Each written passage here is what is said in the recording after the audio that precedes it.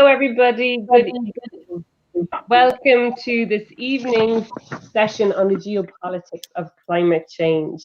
On behalf of the Royal Geographical Society and the Institute of British Geographers, I really want to welcome you. It is a cold, wet, and blustery evening here in Ireland. I hope conditions are nicer where you are. And I hope you are looking forward to this evening's discussion on climate change. It comes at a very important time, obviously, with a lot of change in the world, whether that's in terms of the US elections or the COVID pandemic, indeed, where there are many lessons to be learned from how we have been managing COVID within our countries and internationally that I think we can apply to the climate crisis and finding solutions. So it's a really good moment to pause and to take stock. We know also that it was planned to be holding COP26 in Glasgow around this time. That has been postponed until next year. But that means we have one more year to really build momentum amongst the countries of the world. So they will come to Glasgow with scaled up ambitions, ready to put more on the table, to collaborate more for a greater solidarity amongst us all as humanity in order to find effective solutions to the climate crisis. You are invited to be part of this evening's discussion. Please do type your questions, your comments into the chat box, which is at the bottom of your screen. Those will be curated and passed on to me. And the idea is that we will hear from our three speakers that I'll introduce just now. And we'll hear from each of them. Then we'll have a little interaction with them in terms of a panel discussion before we go to a Q&A where we will seek to answer the questions that you answer us. And we plan to be with you for an hour or just a little more this evening, and we're really looking forward to hearing from you all. So let's get started. We have, as I say, three guests today. They are Simon Dalby, Claire Healy, and Marco Magrini. We're going to start this evening by hearing from Simon. Simon, I have just found out, is a fellow Irish person. He even comes from Cork, which is the county that I live in. Simon Dalby is Professor of Geography and Environmental Studies at Wilfrid Laurier University in Waterloo. His published research deals with climate change, environmental security, and geopolitics. So he is somebody I could talk to for hours and hours and hours. He's author of The Anthropocene Geopolitics, Globalization, Security, Sustainability, and Security and Environmental Change. And he is co-editor of Achieving the Sustainable Development Goals and Reframing Climate Change, Constructing Ecological Geopolitics. So Simon, you are a prolific writer and thinker.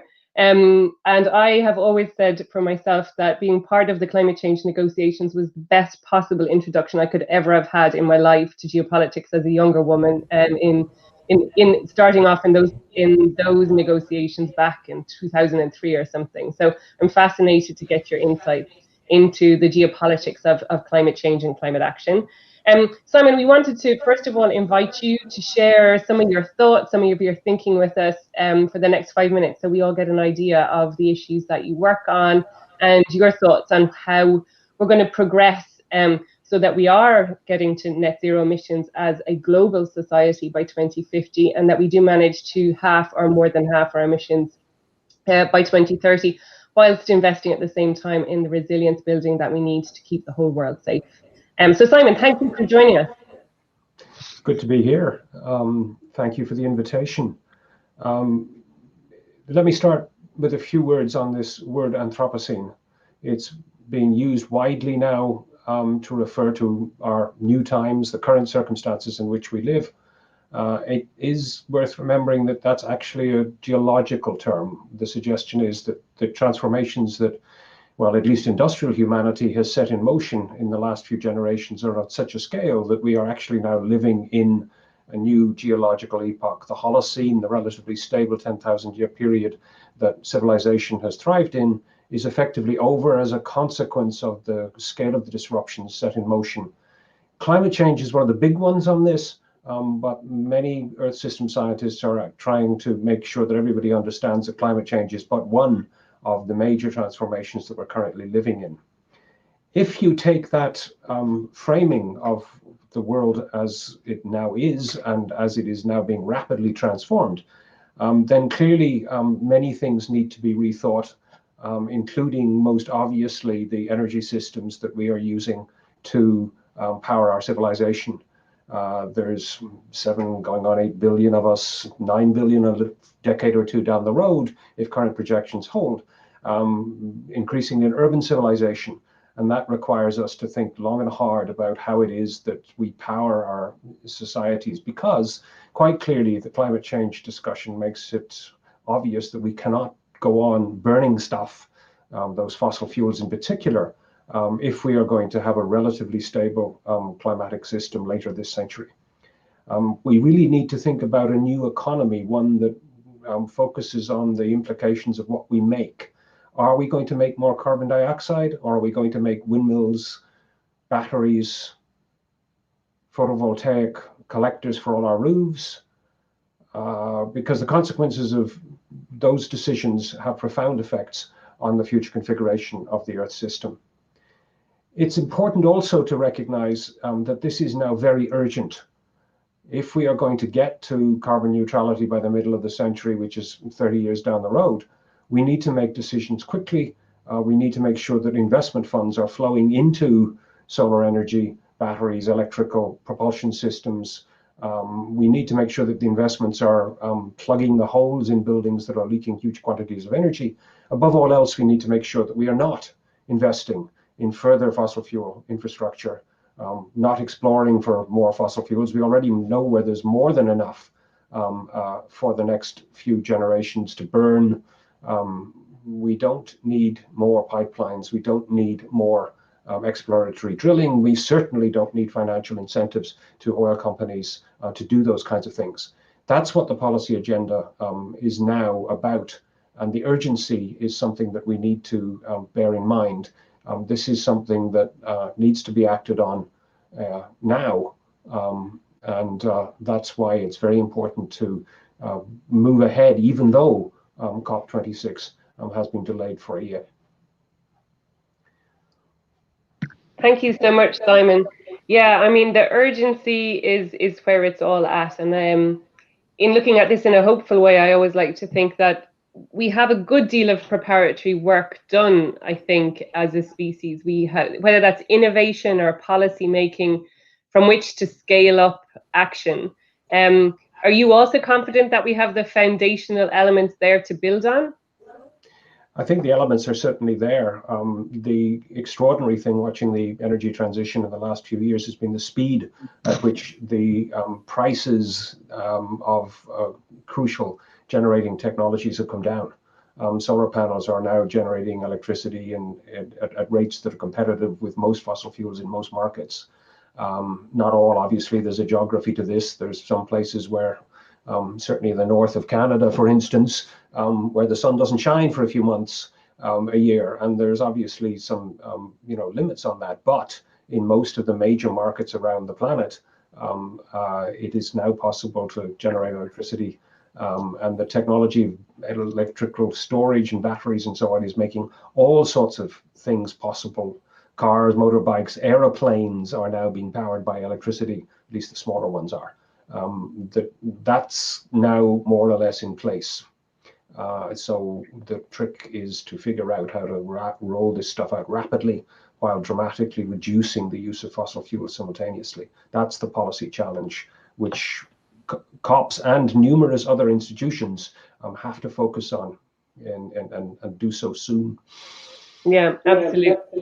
And I think the point that you made, we have to invest in the right things and avoid investing in the wrong things. Because when we invest in infrastructure, for example, we have it for a long time. Most major infrastructure installations have a lifespan of 30, 40 years or more. So every decision matters.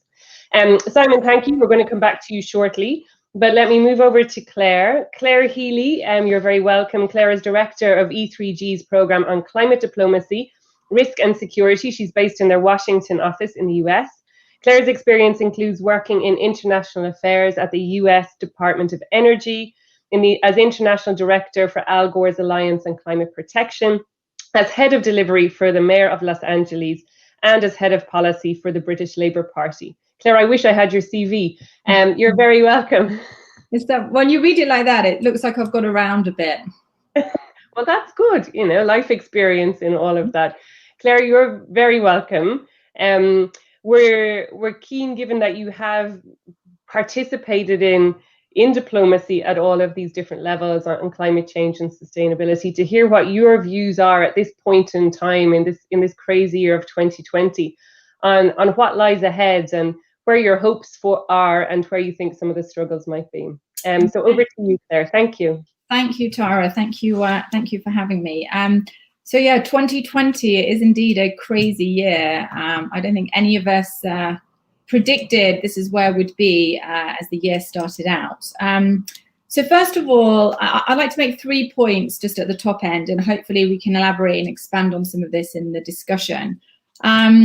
First of all, while I was disappointed that we didn't see quite the blue wave that some of us were hoping for, with the blue wall at least held, and a win is a win is a win, and we have President-elect Biden and Vice President-elect Kamala Harris. So this is a good day for climate diplomacy.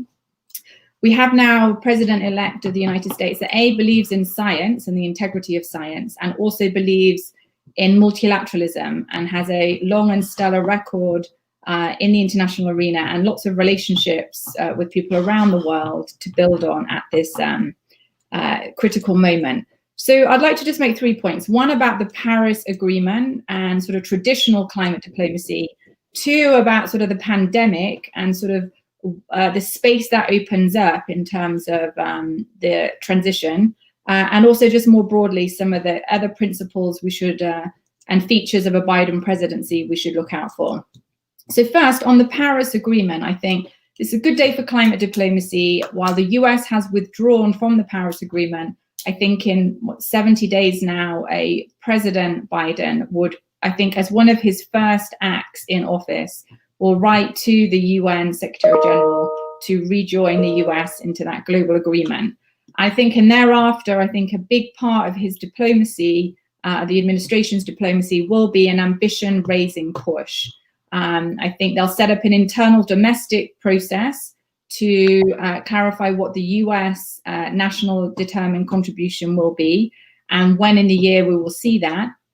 There are obviously issues around how credible that will be if the Democrats have to work with Republicans in the Senate. But I am hopeful and optimistic that I think a lot could be achieved both by executive order as well as then supplemented by some sort of legislative package, even if it isn't everything we hoped for. And again, we can draw that out in the discussion. But I think there will be an ambitious US NDC. And I think also importantly, the US will, under a Biden administration, will join the club of nations that have committed to net zero emissions by 2050, or in China's case, by 2060. And I think that is really significant because you have the UK, Europe, Japan, South Korea, and China, and increasingly other nations joining that club. With the US, I think that would have added impetus, and that sends a critical signal that the long term, you know, the writing's on the wall. I think that sort of projects into other areas of the real economy and financial market. So I think that just accelerates the transition to a low carbon economy. I think the shift was already underway thanks to the hard work of Europe and the UK in the last 4 years, but it just means I think we can go faster in that direction. So I think that's in terms of traditional climate diplomacy around the UNFCCC. I think that Paris framework is solidified and strengthened, which I think is really important. Secondly, I think the pandemic, I think we do have to think more broadly in terms of climate diplomacy. E3G, I think we've always believed in a whole of economy approach to climate diplomacy, not just a sort of a narrow focus on the environment or energy systems, just whole of economy to reach the Paris Agreement's temperature goals. I think it is all of, you know, we have to think across all government departments, and I think we'll see that. But in terms of diplomatic processes, I think we have to work first, and I think a Biden administration will help do this, in terms of greening COVID recovery packages, both at home and abroad. And so I think while we've seen a lot of rhetoric in terms of greening the recovery, a green and fair recovery, I think when you look under the numbers, there is a disconnect between the reality and sort of the rhetoric we're seeing. So I think a Biden administration under sort of the rubric about building back better, if they do a stimulus package in the US, I think it will be green infrastructure insofar as possible. And I think that adds added impetus to that global green recovery. I think, again, joining what Europe has done, Europe has been the leader out in front, putting their money where their mouth is in terms of using the European Green Deal as their manual for their recovery. I think a Biden presidency would do something similar, and just, I think, get under the hood in terms of looking at the numbers and making sure other nations, or at least sort of putting pressure on and providing incentives so that other nations can do the same. A big part of that, again, we're migrating from traditional climate diplomacy, but I do think, and this is important for the UK and Italy as hosts of not just the COP26, but also the G7 and the G20, is working with the Biden administration to create a solidarity package, I think, for those countries that are struggling with the economic consequences of the COVID pandemic. I think there will have to be some cooperation to provide fiscal space for those countries to recover and ideally green their recovery. So I think that is a big part of the diplomatic agenda next year. Will require some dexterity because it will involve working across diplomatic processes and government departments. But I think the UK and Italy are very well placed to work with the Biden administration to do that and then land ambition at the COP. I think the changing in the calendar means the COP26 has become somewhat a taker as opposed to a maker of sort of climate ambition. So I think that responses to the pandemic, I think we have a window for more cooperation around that, and to really genuinely try and build back better. So it's not just a slogan, it's a reality. Third and finally, I just think also a Biden presidency, you can see his transition website online already is called buildbackbetter.com. He has stated 4 priorities of his administration: COVID-19 and the economic recession, also addressing racial inequalities in this country, and also climate change. So I think we will start to see climate change being a central organizing principle of the administration. I think we'll see that in terms of how they structure the presidency, both at the White House, to sort of get that cross-agency response. I think we'll see that in the mandates and the board members appointed at all the international institutions that really drive this, from the IEA to the IMF and the World Bank. So I think we can see a big push towards this clean and green agenda across those international institutions.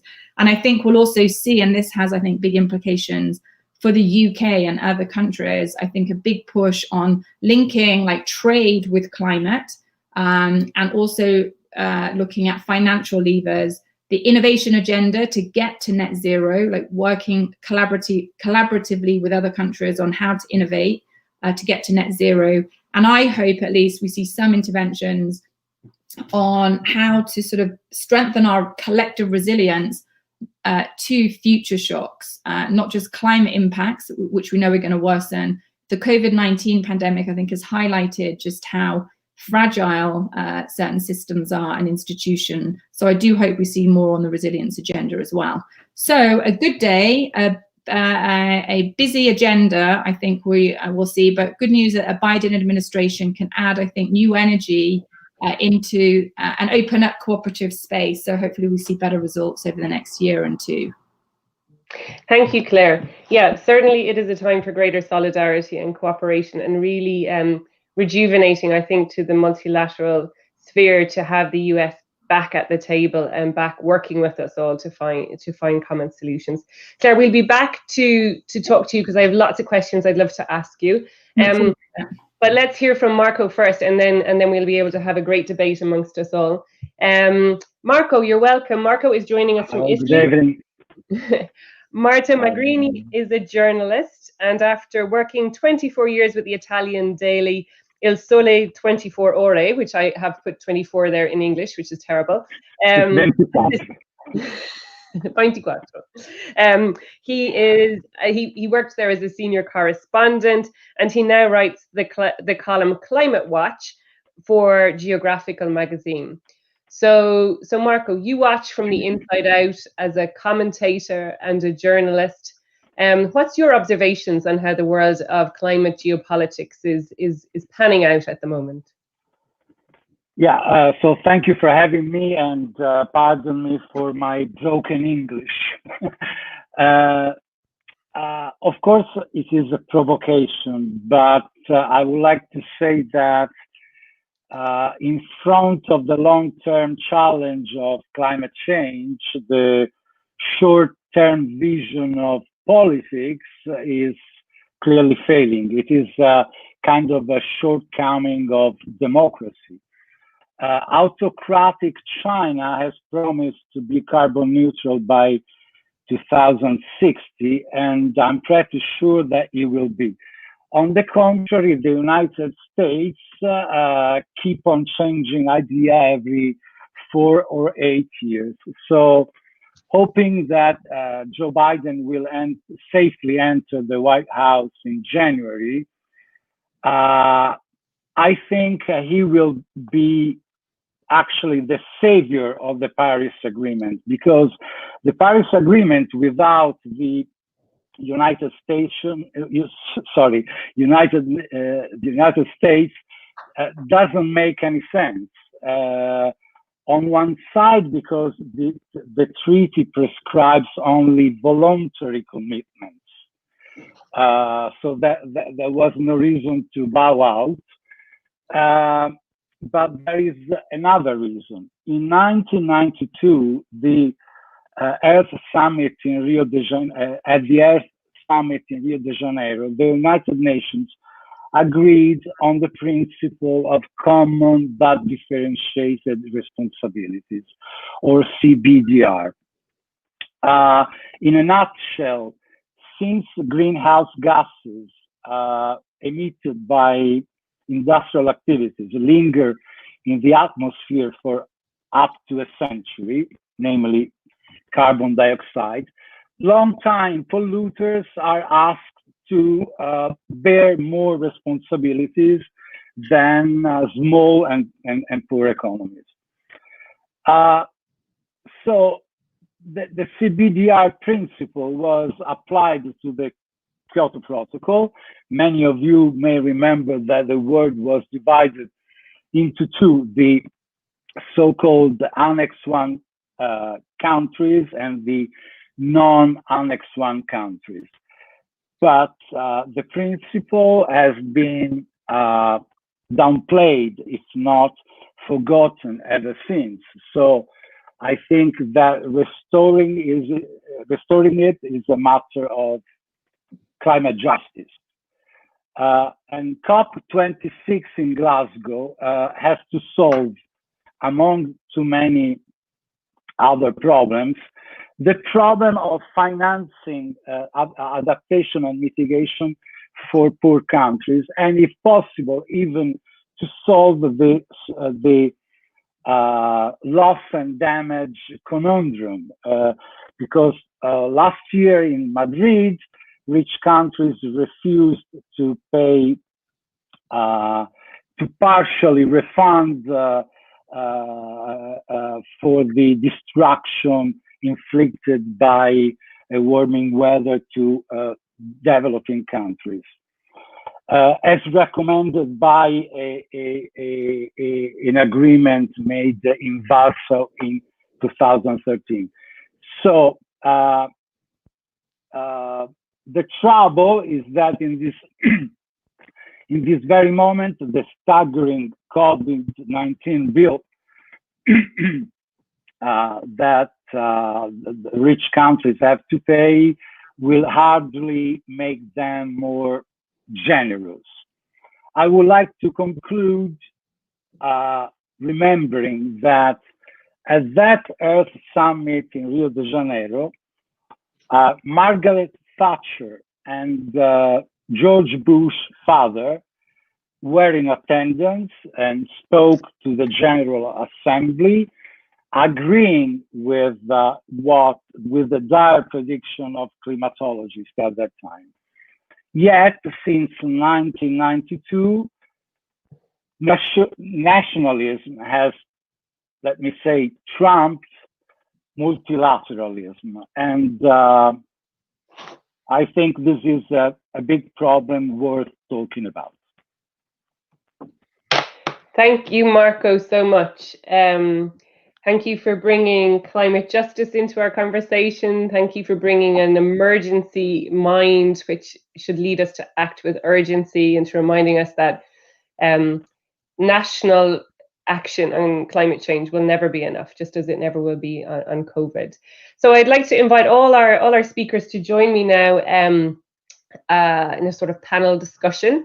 So I thought I might go back to you, Marco, first. And it's really an issue that you raised, but which Claire also raised, and also because I know you're in Italy with a curfew and you might have to jump on your bike at any minute to go home.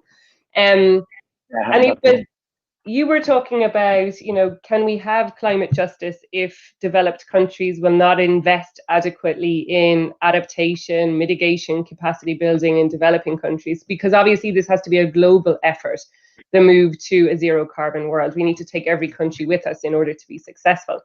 And Claire, you noted that you hoped that solidarity packages for countries struggling with COVID would have a strong green element, and that this would drive more investment and more support into countries that needed the help most. So Marco, do you think that COVID will, as you said, risk perhaps meaning there's less money in the pot in developed countries, in industrialized countries, to help them to support poorer countries in earlier stages of development? Or rather, is COVID an opportunity now that we have learned to mobilize huge sums of money when we need to in response to an emergency? Is it on the other hand, could it be an opportunity to get more investment flowing into the countries of the developing world, both for COVID recovery and for resilience building and the transition to a zero carbon world? I'm afraid not. I'm afraid not, in the sense that certainly the solidarity package may bring an opportunity to invest in renewables, like the European Union would like to do. But I see problems of funding because, we should not forget that the world has been printing money since the financial crisis in 2008, and it has never stopped doing that. So we have problem of really solving the debt that is on the heads of developing countries, So I don't see a big amount of money flowing to them. I don't see even in Madrid, I was saying before, we didn't see any serious commitment in that direction. So hopefully the Biden administration will bring a fresh air into the scene, but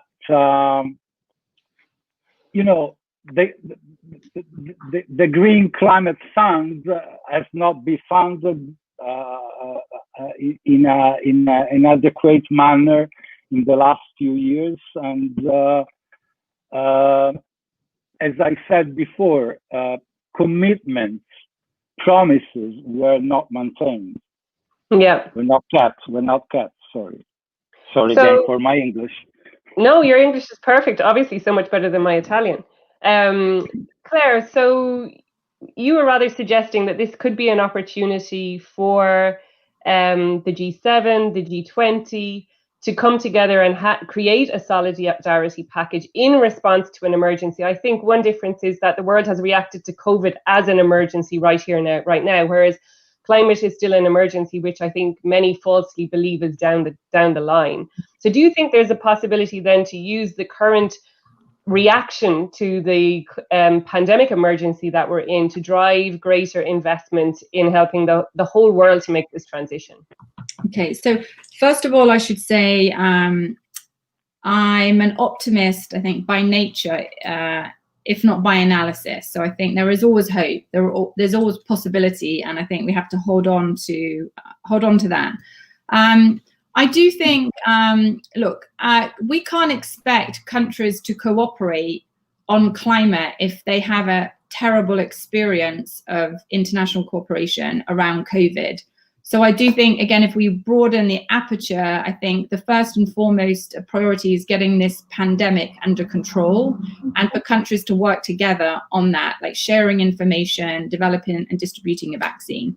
And then I think the second thing is the economic fallout from COVID that we are only just beginning to wrap our heads around. I think we will see, developed countries have managed to sort of pull out all the stops to put in big stimulus packages or like relief and recovery measures. But those countries that are unable to borrow on international capital markets are struggling. So far, I think sort of they're managing. But as the pandemic, the more prolonged it becomes, I think the economic consequences will become more dire, and we will start to see more countries in fiscal distress. So I do think then in the international community, both the multilateral development banks, the IMF, and donors, I think, would be wise to come together and figure out how to shore up those efforts and provide support for those countries to have some fiscal space, both to strengthen their health consequence and also then to maintain their sort of clean economy transition. So I do think there is space. I do think there is an opportunity. Now, there are lots of concrete proposals on the table, including an issuance of special drawing rights at the IMF, or, extra capitalization or callable capital at the banks. Indeed, we're seeing a common summit that the French are hosting. I think it's always difficult. It's always politically fraught, but I do think there's always a way. And if anything, it's this has shown that sort of an ounce of prevention for these things, I think, is worth more than turning a blind eye. So I do think it's possible to provide some support, and I think it will become essential if then we're asking different countries to increase their climate ambition. These two things are not divorced. So I think there are concrete proposals on the table. I do think there is a discussion around, more immediate responses, maybe SDRs, or, as I said, more capital for development banks. Then I think there are other ways, including today we've seen Europe release a report looking at ways we get new revenues, new sources of revenue.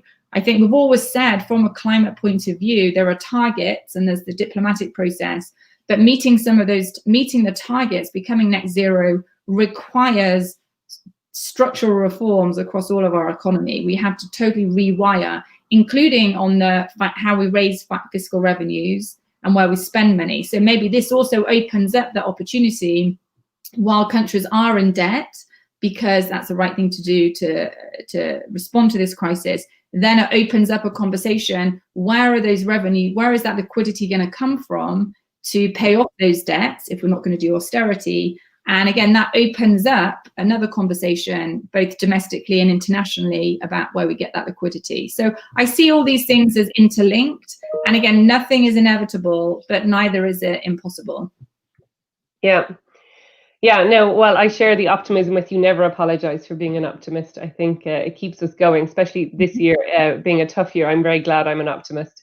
Simon, Claire spoke about a whole of economy approach to climate diplomacy and was just there talking about how climate action spans across all elements of our economy, and we need to mobilize all actors in all different sectors.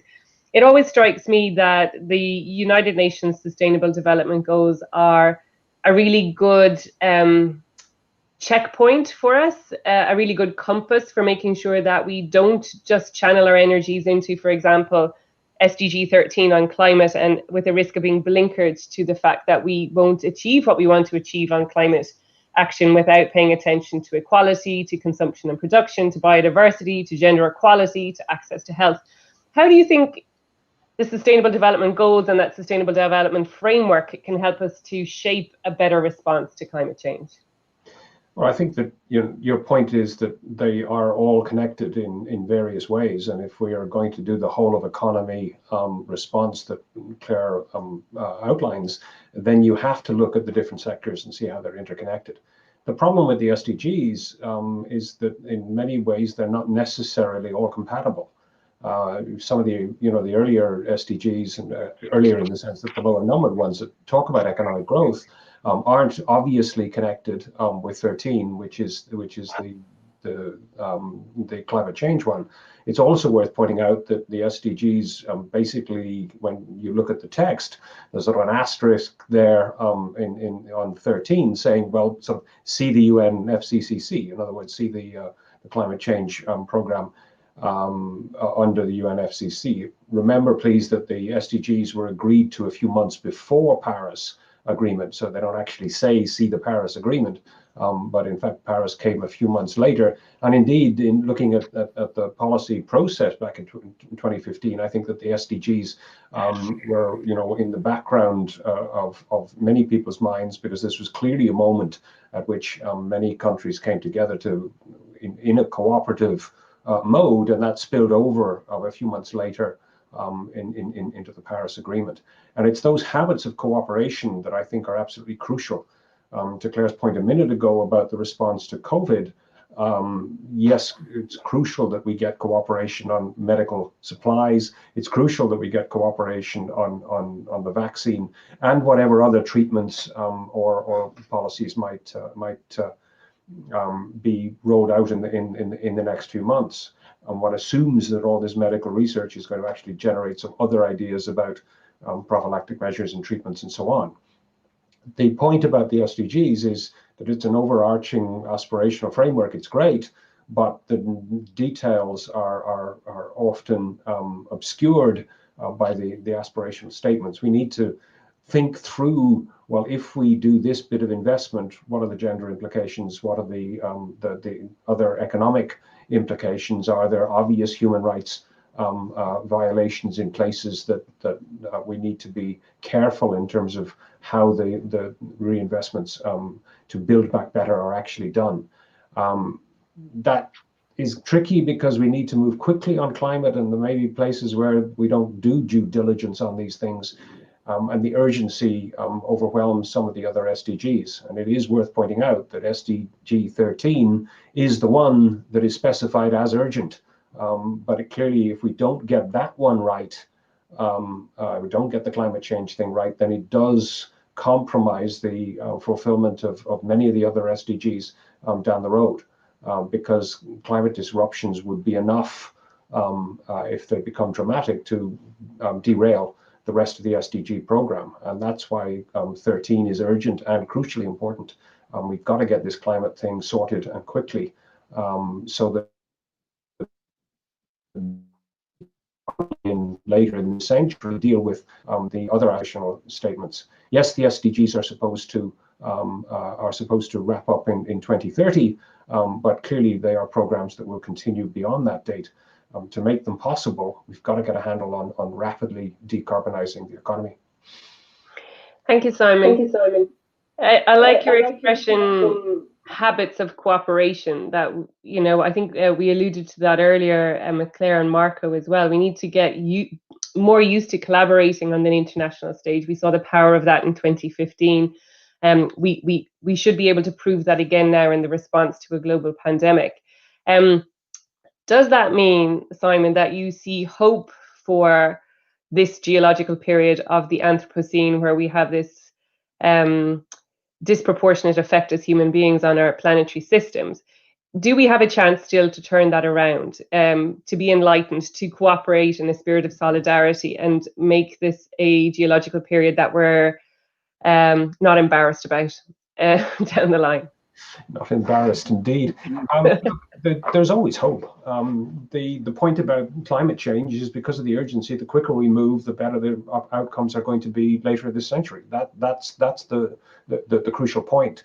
The collaboration about the science of responding to the COVID pandemic, I found to be, very encouraging. People rapidly moved on that. Many of the big medical journals simply got rid of their paywalls, so they were sharing, the mapping of the virus and numerous studies on bits and pieces of how treatment was working and so on. It's that habit of cooperation in the science is often the story that isn't being told, because the politics is focusing, and Mark was absolutely right on this, about the dangers of nationalism on this. It's clear that you're not going to solve a pandemic if you just vaccinate one particular country, and we're going to have to vaccinate around the world. We're going to have to clearly prioritize health workers first, because they have to be healthy to treat everybody else. And then you work through essential employees and so on. And that will have to be done at a global scale. Simply, this is the, it has to be done at least around enough of the world to break the transmission of this virus so that it actually dies out. And that's got to remain the objective. That requires us getting serious about the international health regulations, which were also agreed by the international community. But to Claire's point a while ago, that's one of the crucial things that has not been adequately funded. Health is supposed to be somebody else's fund. It's not an economic development issue, is it? Says the World Bank. Well, of course it is, because healthy populations are the key requirement for most of the other SDGs. If lots of people are sick, they're not working effectively, they're not learning effectively. And so we've got to think about providing basic health like vaccines globally. The international health regulations were crafted back before the SDGs. They clearly were a blueprint for this. What wasn't done was think through carefully how these are funded. But it is also the point about the disease is that we need to understand that one sick population is a threat to all of us, insofar as the globalized world we live in spreads these things. And we've got to understand that while national boundaries and slamming shut the borders may help, they are only done after the fact has been clear that classic epidemiological work has failed. If you have contact traced and isolated sick people to break the transmission, you don't need to lock down economies, you don't need to close borders.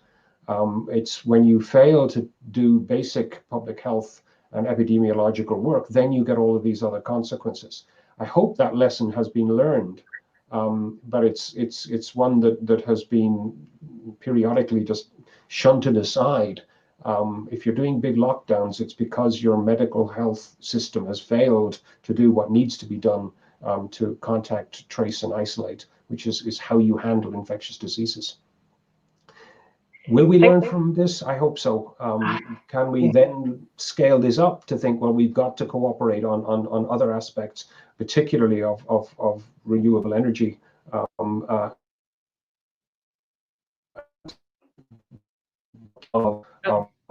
You're breaking up there, Simon, a moment. Yeah, sorry, but I'm indeed, just hoping we can learn the lessons of cooperation to spread to dealing with the climate issue. Yes, that we don't plow on from this emergency and not take the lessons, take what we learn and apply it. Because unfortunately, we don't always do that. We have lots of questions coming in. You'll be glad to hear, panelists. So we might start to look at some of those. There's one here I was going to pose to Marco that I thought you might like. What should happen to countries that don't play their part in taking climate action? How should they be held accountable? What should happen if countries don't play their part in this global effort? The Paris Agreement doesn't make any country potentially accountable. So we should change our international agreement and make countries who are not meeting their emission targets. And how would you make them accountable? What could we do?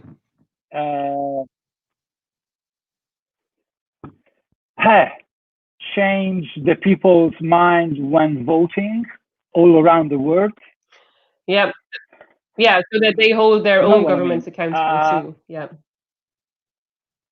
So at first I mentioned the fact that the United States, who in terms of the CBR principle are the #1 polluter in history, they have, I have been attending, I attended actually COPs from Montreal in 2005 to Paris in 2015, and the problem was always the fact that the Bush administration didn't allow any progress in the talks. Okay, when Obama came, we were all happy. Something is happening now.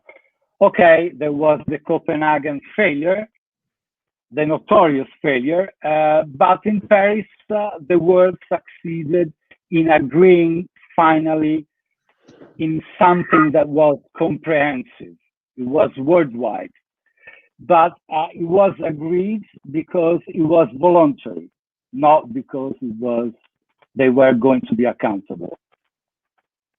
Thank you, Marco.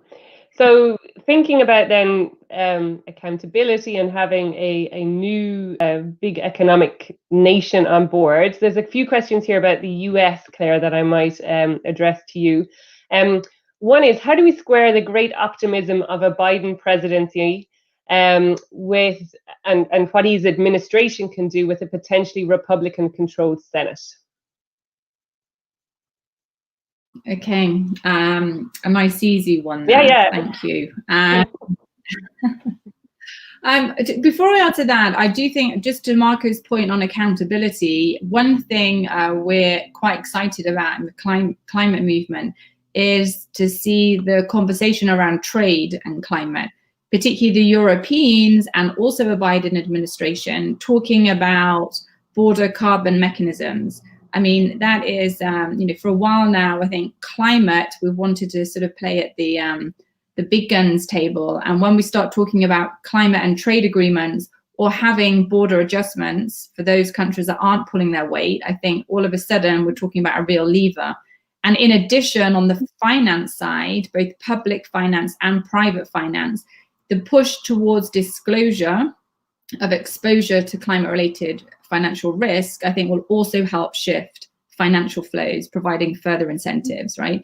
And so I do think we're beginning to see these real levers, in addition, to provide a bit more teeth, I think, as Marco was saying, to the Paris Agreement. Again, a long way to go, but we're talking about these real tools. Okay, on the Republicans, again, right? So I have to be honest and sound like I am quite disappointed that that the situation we're in at the minute, with Trump, who has lost the election, but it seems like Trumpism as a strategy is here to stay, right? Those that have played to their base and moved rightward, denied reality, denied science, it seems to have paid off as a political strategy, right? So I think that is the reality, which does put a brake, I think, on some of the things that a Biden administration could do. However, again, I don't think it's all lost. I think at some point there are Republicans who are responding to their constituents, and all the polls show that the majority of Americans now believe climate change is happening at long last, and B, want to see action because they're feeling the consequences. And young people, whether they're Republican or Democrat, want to see action. And COVID, I think, has reinforced that events, even with unlikely events that have long tails, actually happen. So I think, the reality is there will be further demand, I think, for action, right? Whatever it's called, right? So I do think there are lots of avenues that a Democrat Senate could work with a Republican Senate to get a stimulus package through. It could be called an infrastructure bill, but it may be called, big climate, stimulus package. But I think there's lots that could be done because at some point, I think reality catches up. And I do believe a lot of the Republicans, even though they've won now and this strategy has paid off now, when they pivot to look to the future and their future demographics and constituents, I think they've got themselves in a corner and may actually welcome a chance to get out, right? And I think Biden has very long-standing relationships with a lot of the Republicans, being a creature of the Senate over decades. So I do think there is room to maneuver there, right? And again, and also with executive action, while that doesn't, I think that adds to the whiplash and doesn't help build trust and credibility in the US, I think there's lots that could be done over the next 4 years. And we know these impacts aren't going to go away, they're only going to worsen. And so I do think on the business side as well, banks and businesses and insurance companies, they see the writing on the wall and they're not going to finance some of the things that perhaps, they're also guided by reality. So I think there's lots, we'll see lots more action. And the pace, while it has, the direction of travel hasn't changed, but the pace, I think, will accelerate with the Biden administration, not as fast as we'd like, given that the Republicans still may control the Senate, even though that's not a given. There's still 2 seats to play for, but perhaps that's looking likely. Thank you, Claire. You might add just a few words on this question. How might China react to a Biden presidency? Is a race to the top in terms of climate action likely? So do we create a bit of competition here? Right. And linked to that is something, Simon, you already alluded to the fact that the race to be green or to decarbonize our economies can't come at a cost to human rights. So how does the US in its diplomacy balance this competitive race to the top with China against kind of holding China to account on things like potential failures in human rights, for example? I'm glad you asked about China, because it couldn't be a discussion about geopolitics of climate change without talking about China. I think, look, the world has changed, I think, since Biden was vice president. So I think we'll see a different stance towards China. I don't think, we'll see a G2 moment like we did in 2013 with Obama and Xi, but I do think you cannot solve the issue of climate change without engagement with and cooperation with China. So I think it's an example that climate action can be used as a way to rebuild cooperation, right, multilaterally, and rebuild relationships with other countries, including China. I think like Europe has acknowledged China is a strategic rival in some areas, but a strategic partner in others, right? I think the fact it's just more nuanced. And I think the US under a Biden administration, I think it'll be more hawkish in some respects. And there are challenging issues with China around human rights and democracy and intellectual property. But in other areas, I think they'll seek to cooperate, maybe not bilaterally, but trilaterally or in other sort of multilateral forums. Because if Biden, which I do believe, wants to make progress on climate, you can't do so without China. So I think it is a thread. And likewise with COVID, right? You can't make progress on the pandemic or indeed the economic crisis or fiscal crisis, since a lot of the debt is owed to China, without their help and collaboration, right? So I think there are many ways we'll see these geopolitical alliances just become a bit more nuanced with China. India is also another strategic partner. But I think, but also, the race to net zero, I think, the idea that countries by legislation or fiat are committing to net zero, then the race is on, right? And so I think everyone wants to own that piece of it. I think that just the geopolitics, you are rivals in certain areas, collaborators, but competitors in others. So I think we'll just pivot to that future frame, and I think we'll see some interesting work with China. And I think, again, going back to Europe, Boris Johnson and with the Europeans, I think will be key in helping to bring some of these different actors together towards these different ends. I will say also on the trade, the carbon border mechanisms, that, depending if that's Europe and if Biden is serious about that, as was in his manifesto, that will also be very interesting in terms of who those border mechanisms are used against, or let's say to whom they're meant to motivate, right? And then on the finance side, I think also China has been very key in helping develop taxonomies, with Europe, but also and provide investment and how we green that Belt and Road. So I think there's lots of areas where you could see some collaboration and cooperation. Yeah, I like that distinction. And I mean, to think that we would now be having a race to net zero, when I remember not so long ago it being a concept that people couldn't get their head around. Some people still can't, that's okay. But I just think that's a very exciting movement that we have made. And that is a movement that it's not fully reliant on Paris. Paris is a guiding star for it, but this is something which is emerging from within economies, from within political systems, and that's really exciting. Which leads on to another question, Simon, which I might ask to you, which is in building back better, what is the role of big business? Well, crucial if they're going to be the contractors that are doing whatever building it is that we're going to be building, if you see what I mean. Yeah.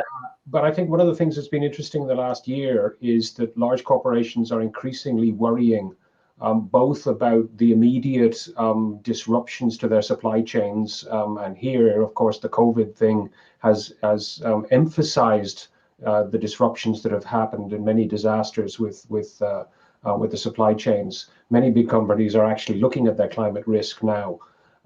Some are, jurisdictions are actually either starting to think seriously about requiring climate risks built into regulatory structures.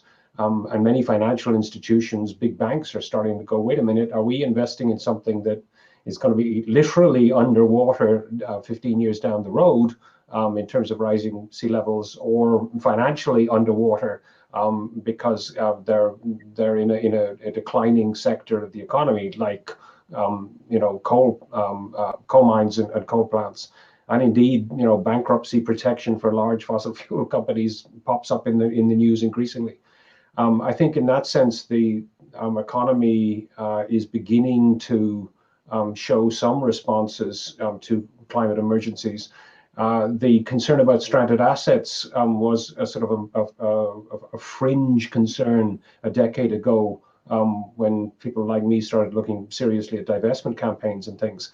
Now that's mainstream. Large numbers of pension funds are anxiously looking at where their portfolios are because they don't want to be invested in things that may never be taken out of the ground. And because of that, then clearly the financial incentives are beginning to shift too. This is going to require some legislation in some cases. It's going to require lots of people stopping and thinking about how to shape that future economy.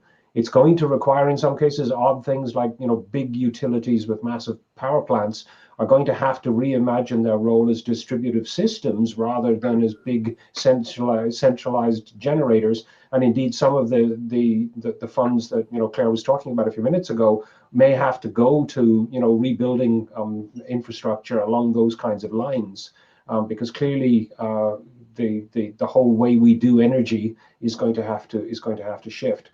In terms of very practical things like building codes, if municipalities are insisting that houses be built without furnaces, something that they developed 30 years ago in Saskatchewan in Canada, and still haven't implemented, although it became sort of the basis of the German building code some years ago. Things like that will change how industries move. And yes, there's all sorts of contractors in the building to try these cool designs and so there are places in the economy that will find incentives both financially but also in terms of design, in terms of innovation. But again, for the regulatory processes, get the heck out of the way and find ways that facilitate building back better. And it also requires being much more flexible in insurance funding. Because this has been a real problem where you can only get insurance to replace something after a storm. Well, you need to replace it with something better, but if the insurance regulations won't allow you to build back better, but only replace something that was built badly in the first place, then we're not getting ahead. So, I mean, it's, the contractors who build these things, the designers who design these things are all part of the solution. And the solution is that they have to do all those things without using fossil fuels. That's really what it crucially comes down to. I think one final point that really is important here, and Claire hinted at it a minute ago, is the generational politics of this. I mean, in terms of the kids that are on climate strike, if they want to live well in the second half of this century, the decisions have to be made now. I think that we've talked a lot about geopolitics in terms of state rivalries, although we could talk a lot longer about that particular point too. But I think one of the really interesting fractures that's opening up in politics in the United States, to Claire's point, as well as other places, is the generation of school kids are looking at it and going, you mean if we don't get off this stuff, my society is going to fall apart in 20 or 30 years because the stresses from disruptions from climate disasters are going to be more than, do something. And I think that if you're born this century, you're looking forward to a future that is looking very uncertain, not just because of pandemics, but also because of the failure of, well, my generation of decision makers to actually think about the future. And I think that is changing too, which is why I think the fractures that matter in terms of global politics are increasingly generational. And will the Republicans in various parts of the states get wise to that and start to think about climate change? I hope Claire's right on that point, because it would certainly help. But we all need to think about generational politics and well, what are you doing for your kids and your grandkids has to be a crucial part. It was always part of the development agenda. It was always about being better for the next generation. We really need to get that motivation back into our political thinking. The sooner the better. Yeah, I have that conversation with my son, who is 10 a lot. So he's 10 in 2020. He'll be 20 in 2030. And when he hears me speak and he hears me say things like, we have to have changed everything. We have to have started to change everything by 2030. We have these 10 years to make the transformation. And he looks at me and says, and that's only when I'm going to be finishing school, Mom. And they get it completely, that this is something that our generation has sent to their generation. Marco, Simon's points link to another question which was asked, and which I think we should ask you as the journalist.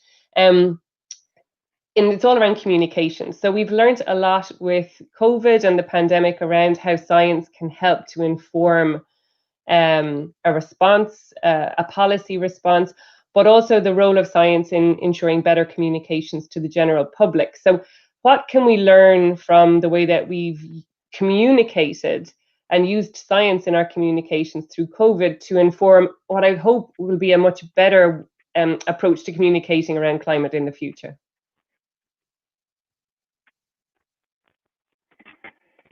So certainly this crisis has revealed that people do not have a big understanding of science in general, and that governments do not trust science. Because early this century, I was reading lots of scientific papers saying that a pandemic was going to appear in this century, okay? Everybody was sure that it will happen, but of course they didn't know why. In the meanwhile, we had the swine fever in 2005, and then SARS and MERS. And at the same time, nobody got prepared, okay? So I think that our society must start to trust science. This is one of the promises that Biden said the other day. And but seriously, I think that the communication, for instance, in the UK, The Guardian is doing a great job, but it's pretty alone in this kind of job. So recently, the other day, some scientists said that in the Arctic, it was found a very high percentage of methane in the atmosphere, and that news was, I mean, a minor news in worldwide election and other stuff covering, So, but it was it would have been a huge news if people knew, maybe even in newspapers, knew that a huge concentration of methane in the atmosphere is much worse than carbon dioxide, and this is what Venus' Earth atmosphere is made of. Okay, so I really hope that a push from Joe Biden in this sense, people, let's trust science will help. And I would like just to add to what Claire said, that I also hope that Joe Biden will take huge fossil fuel subsidies off the table. That would be a great step. Yeah, that is something which has been sitting there waiting for leaders to just get on with for a long time. Yeah, go ahead. It's a matter of hundreds of billions of dollars a year. Yeah. I mean, it matters. Yeah.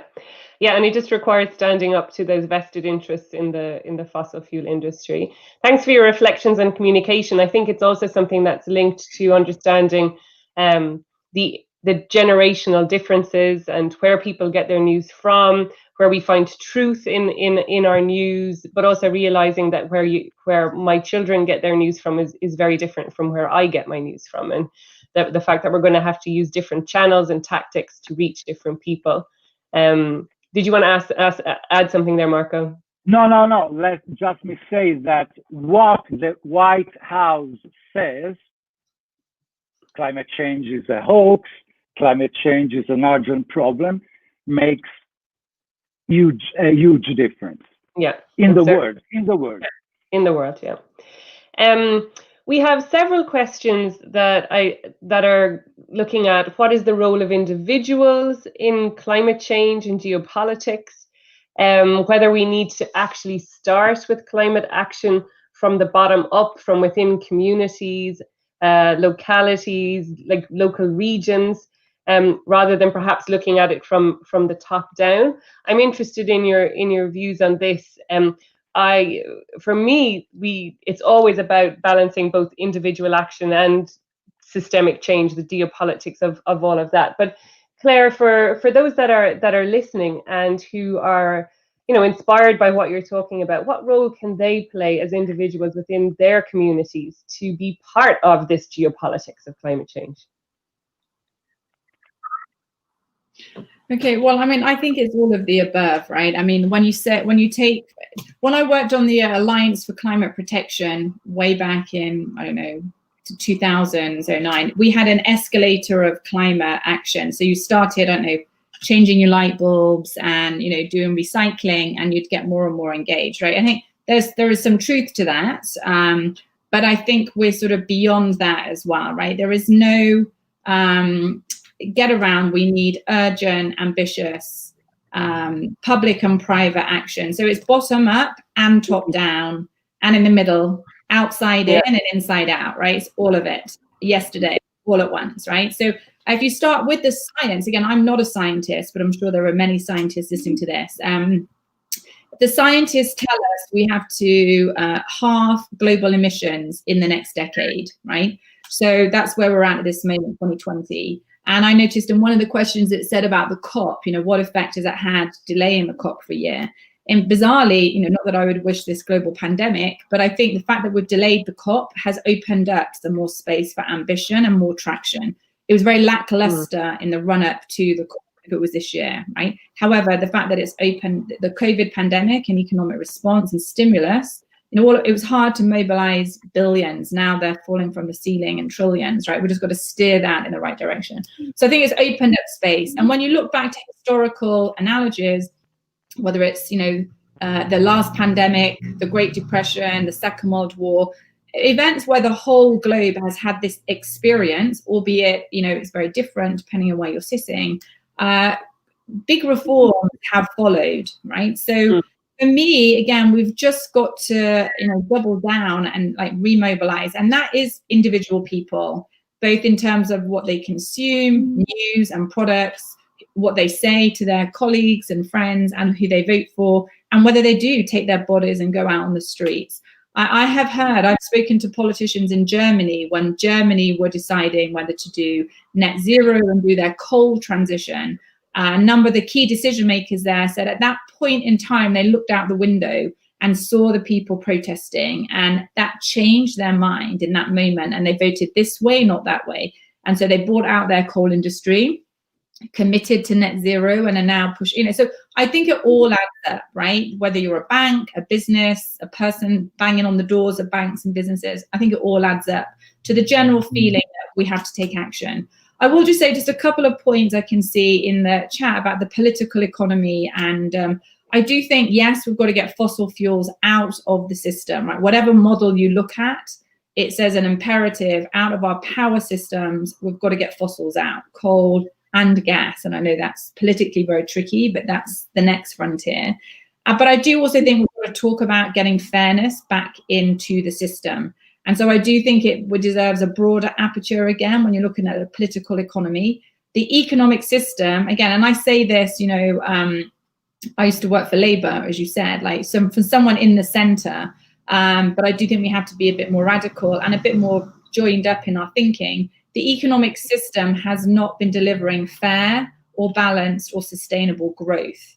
So I do think, again, seeing how fragile and vulnerable this pandemic has shown systems to be, right, whether you're in a developed economy or an emerging economy or a least developed economy, I think it does open up another conversation. Again, this is a multi-year process. Not everything is going to be solved in 2021, but certain processes and conversations can be elevated and energized, including around GDP as the metric of success. Again, right?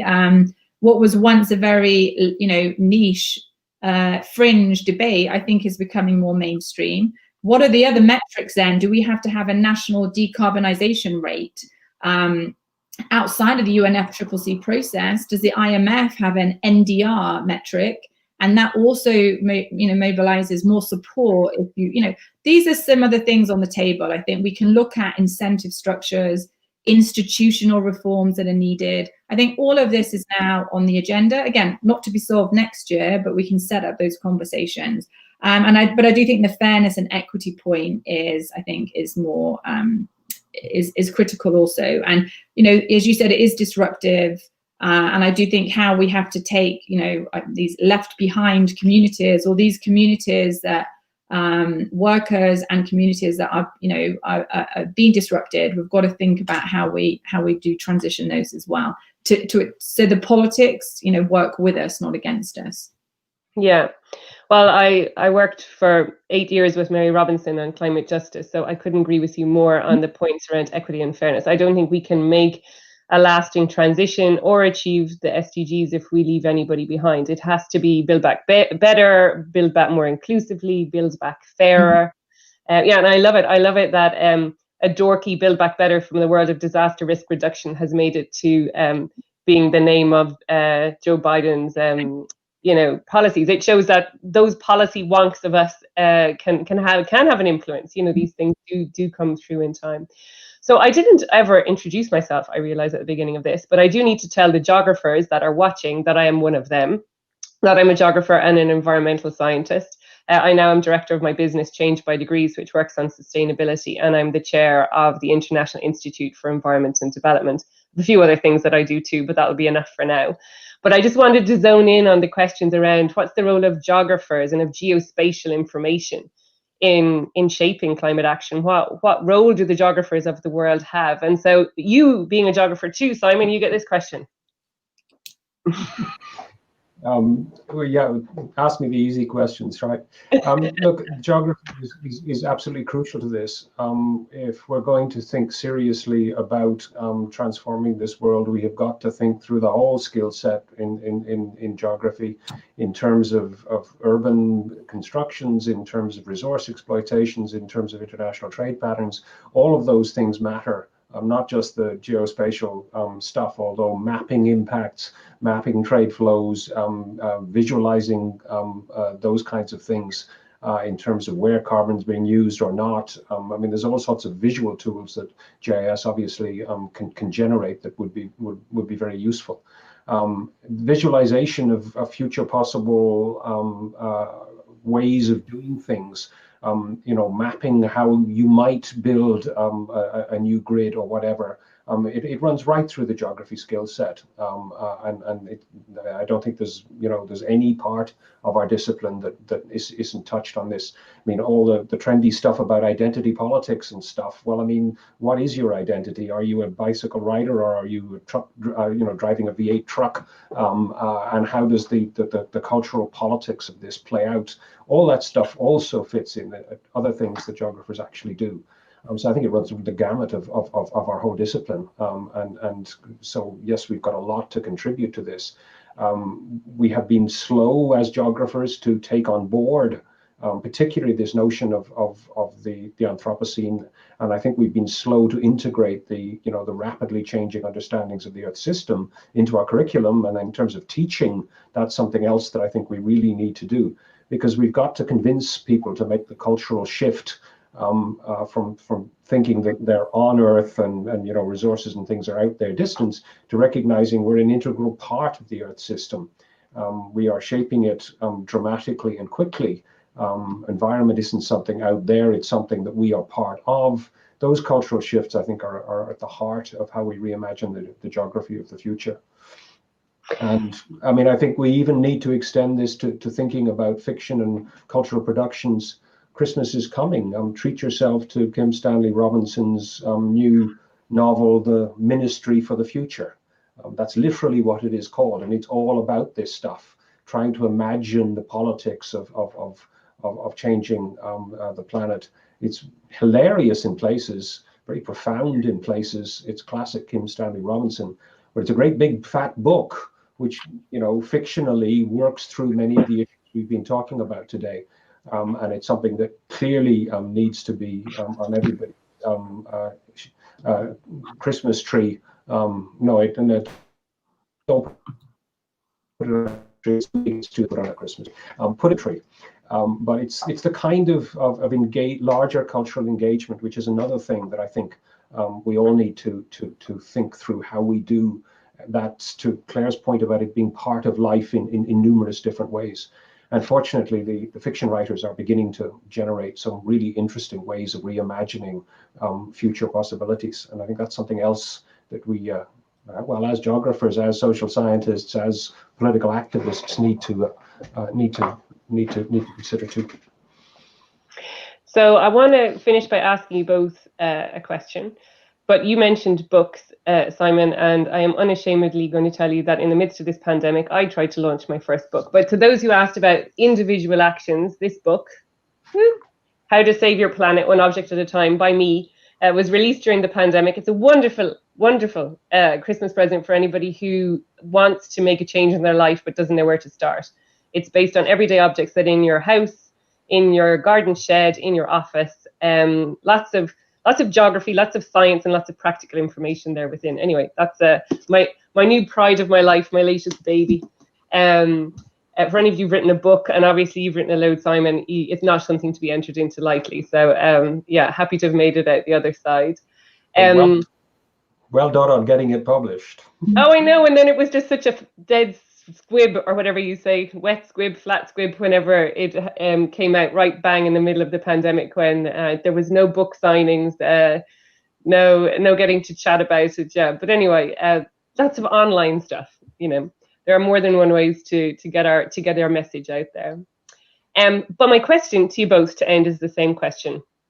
So the UK, as we said, is still going to be the host of COP26 next year. I agree with Claire completely. I think it's actually turned out to be almost a blessing in disguise, in that I see so much more momentum being generated now, and if we can keep that up between now and next year, there actually might be some improved nationally determined contributions to bring to the table, which is a much stronger position. So what I want to know from each of you is, what does a successful COP26 look like for you? So Claire first, and then Simon. Okay, well, first of all, congrats on your book. Thank you. And I've added that other book, both books, I should say, to my Christmas list. Good. I have difficulty getting a blog out, so hats off to anyone that gets a book out. Okay, so COP26. I think, again, when I zoom out, I just think we've got to see join up the processes, right? So I don't think, yes, we need more NDCs, and a strengthened and fortified Paris Agreement. But like ultimately, we're trying to decarbonize, we're trying to halve emissions over a decade. So if you zoom out from that, I think I would be disappointed if we didn't actually get some success around some of the structural reforms we need to underpin NDCs. Right? You know, countries can stand up and say we're going to enhance our ambition and double our NDC or what have you, but unless we start to see the evidence. So I think, yes, more countries. Imagine if all the G20 signed up to the net zero club, like that would be hugely powerful, right? Starting with the G7 and the G20. And if we could get some more cooperation around helping other countries do a global green recovery, right? And then landing that, you know, I know we shouldn't say quid pro quo, it has a dirty name, and conditionality around finance is fraught with politics. But I do think we're at a juncture where we could unpack that a little bit and say, yes, here's more support, but we've got to kill two birds with one stone, right? Here's COVID recovery support, but we've got to build the right sort of infrastructure. We have to build that better. So I don't just want to look at COP26 and NDCs. I want to weave the response all through these processes. US is back. We have President-elect Biden. We've got China having committed to net zero by 2060. We've got Europe, we've got Japan, but, you know, the pieces are coming together. So we've got to get it gelled and send some real signals across the board. So yeah, if the G20 sign up to net zero, and that would be just before or just after the COP, I think that would be a good note to end 2021 on.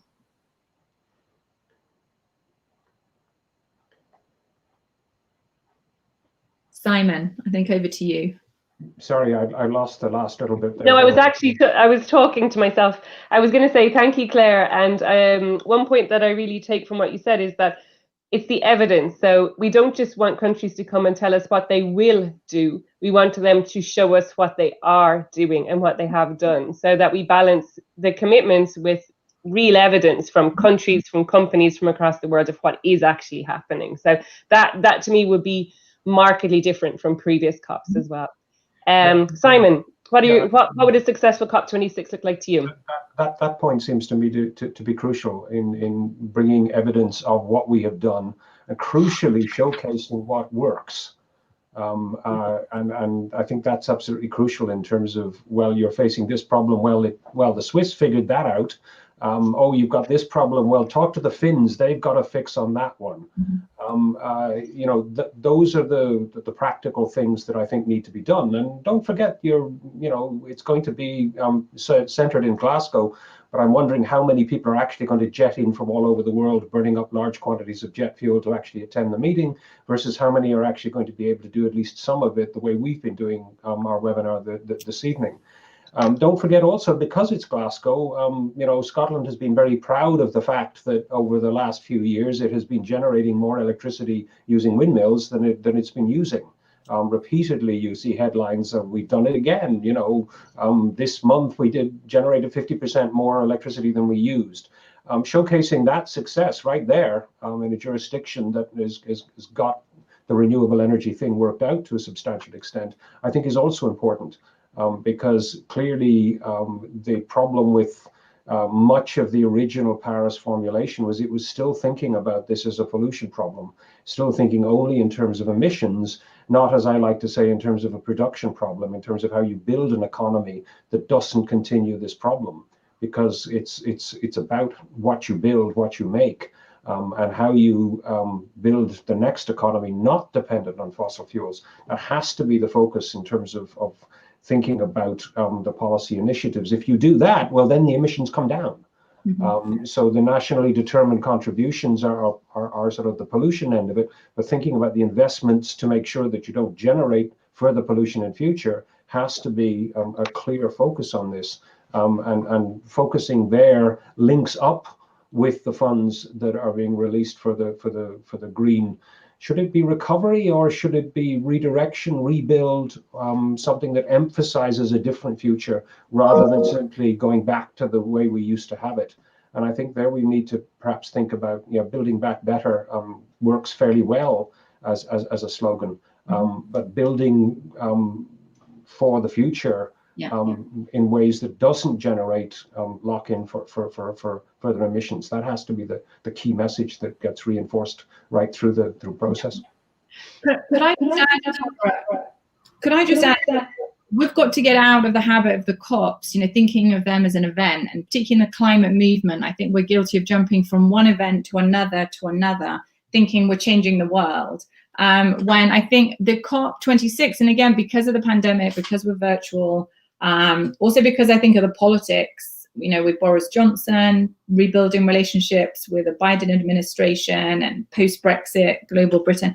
I think we've got to think of the COP as a window to the next decade and a decade of decarbonisation. So it's not just an event that we've got to put all our focus in who's going to stand up on what stage and say what, but using it as a window to a decade of decarbonisation. So I do like the approach the UK has taken with having campaigns around energy transition, finance, nature-based solutions, and really trying to get traction and a joined-up agenda. And again, I think the fact that Italy and the UK having hosts of the Gs, I think it's just it's not just a fluke. I think it's fate, and we've got to work with that to set that next decade up.